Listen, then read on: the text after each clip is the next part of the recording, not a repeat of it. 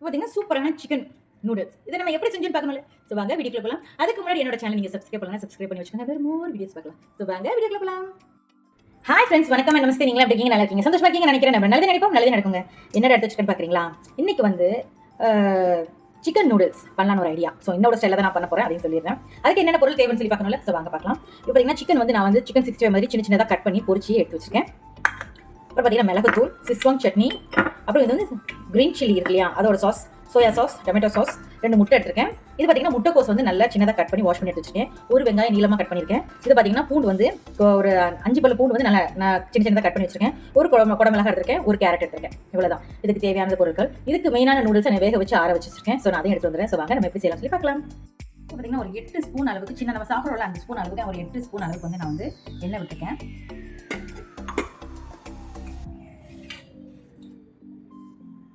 இது நல்லா சூடானோன்னே ஃபஸ்ட்டு இதில் நம்ம போட போகிறது வந்து பூண்டு தான் போடணும். பூண்டு போட்டிங்கன்னா அந்த ஃப்ளேவர் வந்து ரொம்பவே நல்லாயிருக்கும். அதனால்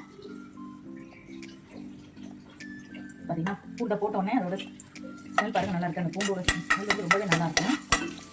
அதனால்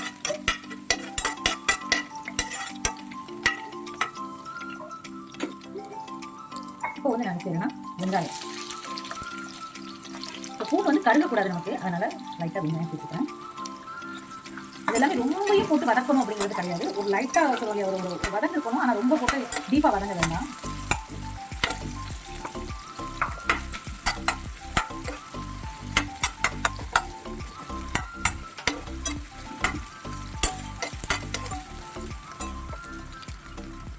நான் வந்து நல்ல நீளமாக வந்து வெங்காயத்தை எடுத்து வச்சுருக்கேன். நான் ஆல்ரெடி உங்களுக்கு நான் சொல்லியிருக்கேன் ஒரு வ்ளாகில், வெங்காயத்தை வந்து இந்த மாதிரி கட் பண்ணிங்கன்னா உதவி உதவியாக நீளமாக இருக்கும். பிரியாணிலாம் பண்ணும்போது இந்த மாதிரி கட் பண்ணிங்கன்னா ரொம்ப ஈஸியாகவும் இருக்கும் உங்களுக்கு. இது நல்லா வதங்கிடுச்சு. அடுத்து வந்து நம்மளோட முட்டைக்கோஸ், அப்புறம் கேரட், இதெல்லாமே கொஞ்சம் வேகிறதுக்கு கொஞ்சம் டைம் ஆகும் இல்லையா, அதனால் நான் இதை சேர்த்துக்கிறேன். குடமிளகா வந்து கொஞ்சம் நச்சுன்னு இருந்தால் கூட ஓகே தான், சாப்பிட்றதுக்கு நல்லாயிருக்கும். அதனால் அதை மட்டும் கொஞ்சம் நேரம் கழித்து சேர்த்துக்கிறேன். நான் ஆல்ரெடி நான் வந்து நூடுல்ஸ் வந்து வேக வச்சு இந்த மாதிரி ஆயில் போட்டு வச்சுக்கனால நல்லா உதிரி உதிரியாக இருக்கும் இல்லையா, அதனால் இது உதிரி உதிரியாக இருக்குது. கையில் வச்சுருக்கேன் நான்.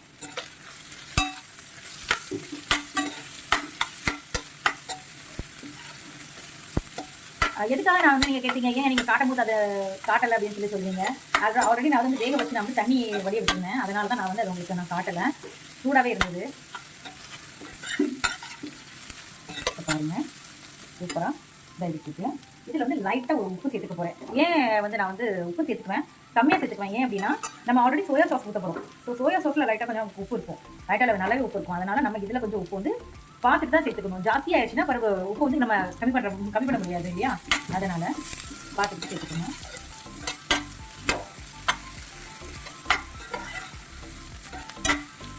நம்ம இது ரொம்ப போட்டு வந்து வதங்கிட்டு இருக்க வேண்டாம். இப்போ நான் என்ன செய்ய போகிறேன் அப்படின்னா இதோட குடமிளகா இருக்கு இல்லையா, அதையும் இதுக்குள்ள சேர்த்துக்கிறேன்.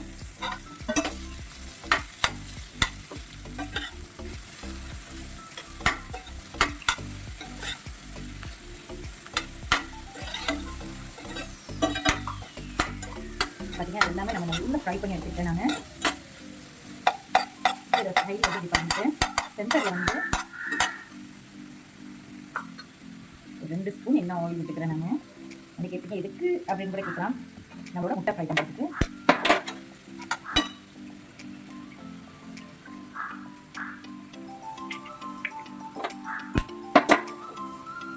நான் 2 முட்டை எடுத்துருக்கேன். உங்களுக்கு எவ்வளோ முட்டை வேணும் நீங்கள் எடுத்துக்கோங்க. நான் 2 முட்டை போடுறேன் அப்படிங்கிறனால நான் 2 முட்டை எடுத்துக்கேன்.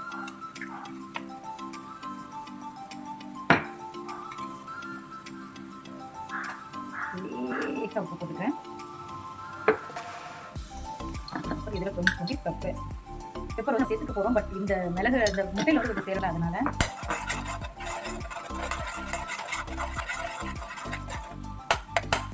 இப்போ இந்த வெஜிடபிள்ஸோட சேர்த்து விட்டுட்டிங்கன்னா நல்ல சீக்கிரத்தில் வெஜிடபிள்ஸ் அந்த காயோட சேர்த்து முட்டை இருக்கும்போது சாப்பிட்றதுக்கு ரொம்பவே நல்லா இருக்குல்ல. முட்டையை மட்டும் தனியாக சாப்பிட்டு தேடி பார்த்து சாப்பிடுவாங்களா பசங்க, அதனால நான் வந்து இந்த மாதிரி பண்ணுறேன்னா இந்த வெஜிடபிள்ஸ்லையும் சேர்த்து வந்து முட்டை வந்து ஒட்டிக்கிறோம்.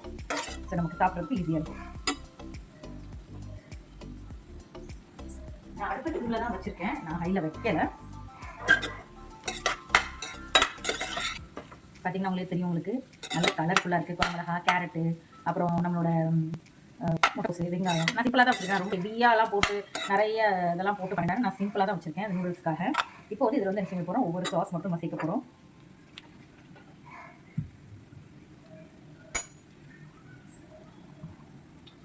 கம்மி எடுத்துக்கோங்க. சாசஸ் எல்லாமே நீங்கள் ஆட் பண்ணுறீங்கன்னா ரொம்ப ஸ்பைசி வேண்டாம். குழந்தைங்க இருக்கீங்க, ரொம்ப ரொம்ப கம்மியாக சேர்த்துக்கோங்க. இப்போ நான் வந்து சில்லி பவுடருக்கு வேலை சிஸ்வாங் சட்னி சொல்லுவோம் இல்லையா, அது நான் வந்து 1 ஸ்பூன் நான் சேர்த்துருக்கேன். அப்புறம் பார்த்தீங்கன்னா இது வந்து chilli sauce, green chilli sauce இருக்கு இல்லையா, அது 1 ஸ்பூன் நான் சேர்த்துருக்கேன். இது ஆப்ஷனல் தான். சோயா சாஸ் ஒரு 1 ஸ்பூன், டொமேட்டோ சாஸ். எல்லாமே நான் வந்து எப்பவும் சொல்கிறேன், மசாலாவை ரொம்ப கம்மியாக சேர்த்துக்கோங்க. அப்படின்னா தான் நமக்கு இந்த போட்டுட்டு அந்த வெஜிடபிள்ஸ், அந்த முட்டை, இதெல்லாம் அதோட டேஸ்ட் தெரியும். நிறைய மசாலாவை போட்டிங்க அப்படின்னா மசாலாவோட இதுதான் தெரியுமே தவிர நான் சாப்பிட்ற அந்த நூடுல்ஸோட ஸ்மெல் வந்து நமக்கு தெரியாது. அந்த நூடுல்ஸோ அந்த வெஜிடபிள்ஸோட அந்த இது நமக்கு தெரியாது. அதனால் நம்ம எவ்வளோத்துக்கு எவ்வளோ ஒரு சட்டிலாக வைக்கிறோமோ, லைட்டாக வைக்கிறோமோ அப்படி வச்சுக்கணும்.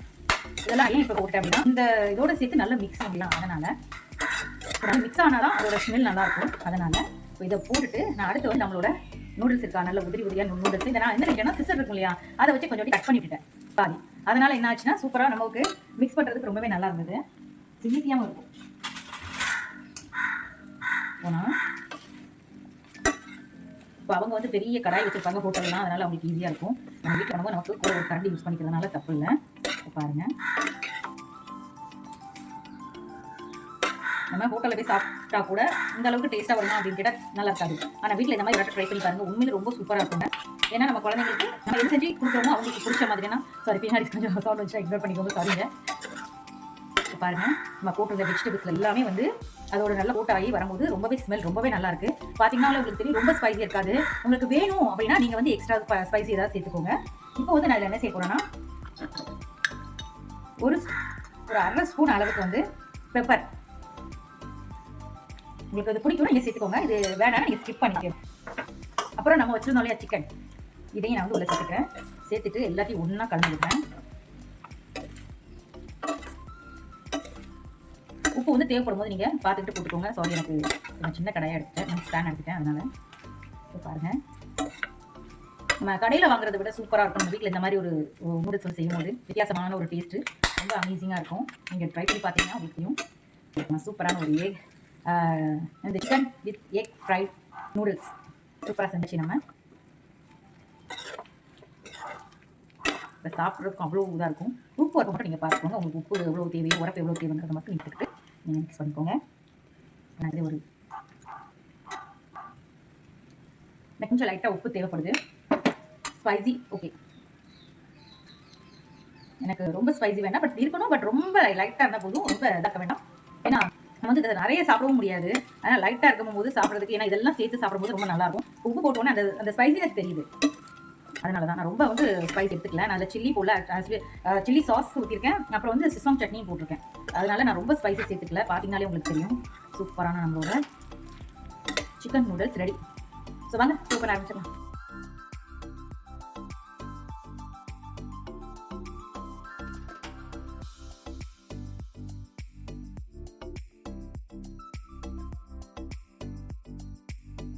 சூப்பரான நம்மளோட நூடுல்ஸ், சிக்கன் நூடுல்ஸ் சுட. நீங்கள் இந்த மாதிரி ட்ரை பண்ணி பார்த்துட்டு உங்களுக்கு எப்படி வந்துச்சுன்னு சொல்லிட்டு எனக்கு கமெண்ட்ல சொல்லுங்கள், ஓகேவா? ரொம்ப சட்டலாக ரொம்ப சிம்பிள் டிஷ்ஷு, ரொம்பவே எம்மியாக இருக்கும். நான் வந்து இந்த சிக்கனை வந்து பொரிச்சு போட்டிருக்கேன். நீங்கள் ஒரு சில நேரம் என்ன செய்வாங்கன்னா, ஒரு சிலவங்க கடையில் பார்த்தீங்கன்னா சிக்கன் வந்து பொரிச்சு போட மாட்டாங்க. பொரிக்காமல் அவங்க வந்து சிக்கனை வந்து வேக வச்சு போடுவாங்க. அந்த ஒரு மெத்தட்லையும் பண்ணுவாங்க. ஸோ எனக்கு அது பிடிக்காது. எனக்கு இந்த மாதிரி ஒரு சிம்பிளாக தான் பிடிக்கும். அதனால் நான் செஞ்சுருக்கேன். ஸோ ரொம்பவே சூப்பராக எம்மியாகவே இருக்குது. சாப்பிட்டு பார்த்துட்டு உங்களுக்கு நான் ஆல்ரெடி நான் சொன்னேன் உப்பெல்லாம் இருக்குதுன்னு சொல்லிட்டு. இப்போ உங்கள் முன்னாடி திரும்பியும் சொல்லிடுறேன்.